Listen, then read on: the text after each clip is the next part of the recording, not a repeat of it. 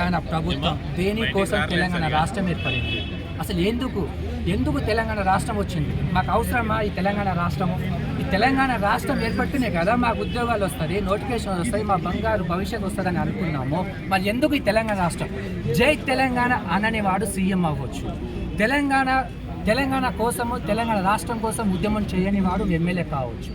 కానీ తెలంగాణ కోసము తెలంగాణ రాష్ట్రం కోసము మా అమ్మ నాన్నలు భవిష్యత్తు వాళ్ళ కలిగిన కళల కోసము మా అన్నలు కావచ్చు, మా అక్కలు ప్రాణ త్యాగం చేసి ఏర్పరచుకున్న తెలంగాణలో మేము నోటిఫికేషన్ కోసం అడగొద్దలుచుకోవద్దా?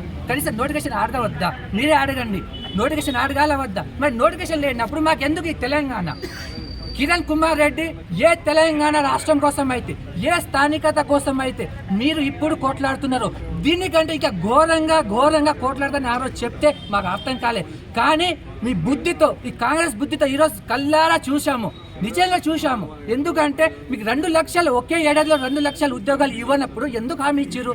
మీకు ఎందుకు బాబు మేము హామీలు ఇవ్వము, 2 లక్షల ఉద్యోగాలు ఇవ్వము, మీ బతుకుతారు మీరు చూసుకోండి అంటే ఏ స్విగ్గీనో ఏ జొమాటోలో మేము కొట్టుకునేటోళ్ళం కదా. మాకు ఇన్ని కష్టాలు ఎందుకు?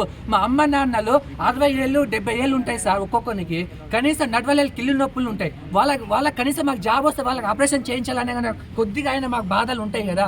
వాళ్ళు పెంచుకున్న కన్న కొడుకుగా నాకు ఆ ఫీలింగ్ అయితే ఉంటుంది కదా. మరి ఏంటి సార్ ఇది? మా బాధలు ఏంటి? ఏ శ్రీధర్ బాబు అసెంబ్లీలో కనీసం నువ్వు ప్రమాణం చేసిన రాజ్యాంగంలో, రాజ్యాంగం అంటే అమ్మతో సమానం, కన్న తల్లితో సమానం. అలాంటి తల్లి గర్భంలో, ఆ తల్లి శాసనసభలో నువ్వు ఎలా అబద్ధాలు చెప్పినావు? జాబ్ క్యాలెండర్ ఇవ్వలేము, మీరు ప్రైవేట్ జాబ్ చూసుకొని ఎలా చెప్పాలనిపించింది? కనీసం మీ బాధలు అనిపించలేదా? ఒక్కసారి అయినా మీ బాధలు అనిపించలేదా? రేవంత్ రెడ్డి గారు మీరు నల్లమల్ల పూలి బిడ్డ అంటున్నావు కదా, తోడగొట్టి చెప్తున్నావు కదా, నేను నల్లమల్ల పూలి ఆడి ఎక్కడి నుంచి వచ్చినావు? వ్యవసాయ కుటుంబం అన్నావు. నిజంగా నువ్వు వ్యవసాయ కుటుంబం వస్తే ఎందుకు ఊరియా కోసం అమ్మ నల్లలు కష్టపడుతున్నావు? రోడ్డు మీద ఎందుకు ధర్నాలు చేస్తారు? నిజంగా కదా నువ్వు వ్యవసాయ కుటుంబం వచ్చినావు కదా, మరి ఎందుకు వాళ్ళ మీద లాఠీ చార్జీలు ఎందుకు పడనిస్తున్నావు? చూసినావు కదా, మీరు అంతా సోషల్ మీడియాలో చూసిరు కదా, ఒక మహిళ గోడ దిక్కి ఊరియా కోసం ఎందుకు? యాప్ అవసరమా? ఆ యాప్ ఎంతమంది తెలుసు? నువ్వు నల్లమల్ల పొడి నుంచి వచ్చే ఏ నోటిఫికేషన్ విద్యార్థుల మీద నువ్వు లాఠీ చార్జీ చేపిస్తున్నావు, అదే నోటిఫికేషన్ ఇచ్చి ఇగో మీ 2 లక్షలు నోటిఫికేషన్ ఇచ్చాను అని నిరూపించుకోవాలి కదా.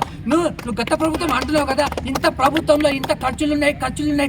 నీ దమ్ము ధైర్యం ఉంటే నువ్వు సవాల్ ఇసిరాయి 72 అవర్స్లో లేదా ఒక నెల టైం తీసుకో. 2014 నుంచి ఇప్పటిదాకా ఉన్న ప్రజాప్రతినిధులు ఇంటి దగ్గర ఐటీ రైట్ చేపించి వాళ్ళ దగ్గర మొత్తం మనీ తీసుకొచ్చి, అవినీతి మొత్తం మనీ తీసుకొచ్చి ఇగో నేను తెలంగాణ ప్రభుత్వంలో మొత్తం అప్పులు తెచ్చాను, నీ ఎవ్వ ఈ దాన్ని తోడగొట్టు, అప్పుడు